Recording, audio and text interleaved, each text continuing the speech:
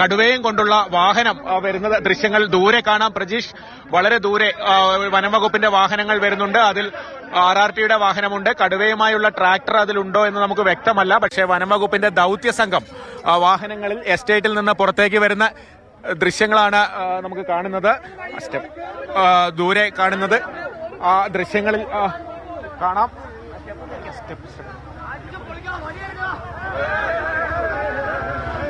ഈ ദൃശ്യങ്ങൾ കാണാമല്ലോ പ്രജീഷ്. വനംവകുപ്പിന്റെ വാഹനമാണ് എനിക്ക് മനസ്സിലാകുന്നത്. ആളുകൾ നിൽക്കുന്ന പച്ച ഷീറ്റ് കൊണ്ട് മൂടിയത് കടുവയും കൊണ്ടുള്ള വാഹനമാണെന്ന് കരുതുന്നു. ദൌത്യസംഘത്തിന്റെ വാഹനങ്ങൾ മുന്നിലും പിന്നിലുമുണ്ട്. പക്ഷേ വലിയ ആൾക്കൂട്ടം ഈ ഗേറ്റിൽ തടിച്ചുകൂടിയിട്ടുണ്ട്. കടുവയുമായി വനംവകുപ്പ് പുറത്തെത്തിക്കഴിഞ്ഞു. അപ്പോൾ നമ്മൾ മനസ്സിലാക്കേണ്ടത് കൂട്ടിലായിട്ട് കുറച്ച് സമയമായിരിക്കുന്നു. നമുക്ക് വിവരം ലഭിക്കുന്നതിന് മുൻപ് തന്നെ കൂട്ടിലായിട്ടുണ്ടാകണം. എന്തായാലും ആളുകൾ വലിയ രീതിയിൽ തടിച്ചുകൂടി മുദ്രാവാക്യം മുഴക്കുന്നുണ്ട്. പോലീസുണ്ട്. ഈ പ്രതിഷേധ മുദ്രാവാക്യങ്ങളാണ് ഇപ്പോൾ കേൾക്കുന്നത്.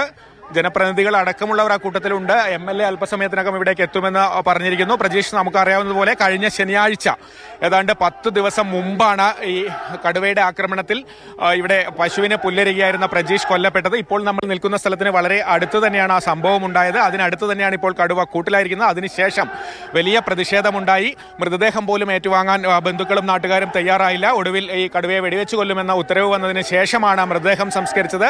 അന്നു മുതൽ ഈ പ്രത്യേക ദൌത്യസംഘം കടുവയ്ക്കായി ഇവിടെ തിരച്ചിൽ നടത്തുന്നു, കൂടുകൾ സ്ഥാപിക്കുന്നു. ഇന്നലെയോടെ 5 കൂടുകളാണ് ഈ പ്രദേശത്തും തൊട്ടടുത്തൊക്കെയുമായി സ്ഥാപിച്ചത്. അതിനിടയിൽ മയക്കുവെടി വെക്കാനുള്ള ശ്രമങ്ങൾ നടത്തുന്നു. അതൊക്കെ കഴിഞ്ഞ് രാത്രിയിലാണ് സാധാരണ കടുവ കൂട്ടിൽ കയറുക. ഇന്നലെ രാത്രി 2 മണിവരെ ദൌത്യസംഘം അവിടെ ഉണ്ടായിരുന്നു. അതോടൊപ്പം തന്നെ നമ്മളെല്ലാവരും അവിടെ കാത്തിരിക്കുകയായിരുന്നു.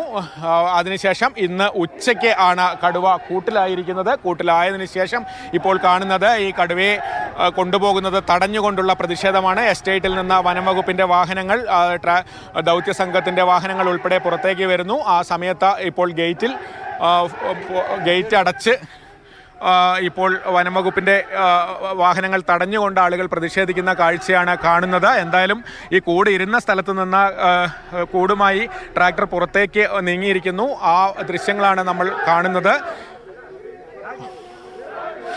ആളുകളെ സംബന്ധിച്ച് ഭീതിയുടെ നാളുകളായിരുന്നു, കനത്ത പ്രതിഷേധവും. പക്ഷേ ഈ ദൗത്യം തുടങ്ങിയത് ശേഷം, പ്രജീഷിന്റെ സംസ്കാരത്തിന് ശേഷം കാര്യമായ പ്രതിഷേധങ്ങളോ തർക്കങ്ങളോ ഒന്നും ഇവിടെ ഉയർന്നില്ല. ആളുകൾ ശാന്തരായി വനംവകുപ്പിന്റെ നീക്കങ്ങൾ നിരീക്ഷിക്കുകയായിരുന്നു. അതിനിടയ്ക്ക് ഇന്നലെ ഒരു പ്രതിഷേധ മാർച്ച് ഫോറസ്റ്റ് ഓഫീസിലേക്ക് ഉണ്ടായി. പക്ഷേ ഇവിടെ 144 അടക്കമുള്ള നിയന്ത്രണങ്ങൾ നിലനിൽക്കുകയായിരുന്നു. അതുകൊണ്ട് തന്നെ ഇവിടെ പ്രതിഷേധങ്ങളൊന്നും ഇതുവരെ ഉണ്ടായിരുന്നില്ല. പക്ഷേ ഈ കടുവ കൂട്ടിലായി എന്ന് കേട്ടതോടെ വളരെ പെട്ടെന്ന് നാട്ടുകാർ ഈ പ്രദേശത്തേക്ക് ഓടിയെത്തുകയായിരുന്നു. ഇപ്പോഴും സ്ത്രീകളും കുട്ടികളും അടക്കമുള്ളവർ ഈ എസ്റ്റേറ്റിന്റെ ഇതൊരു കാപ്പിത്തോട്ടമാണ്, അതിന്റെ അകത്തേക്കുള്ള വഴിയാണ്. ആ ഗേറ്റിലേക്ക് ആളുകൾ ഇരച്ചെത്തുന്നു.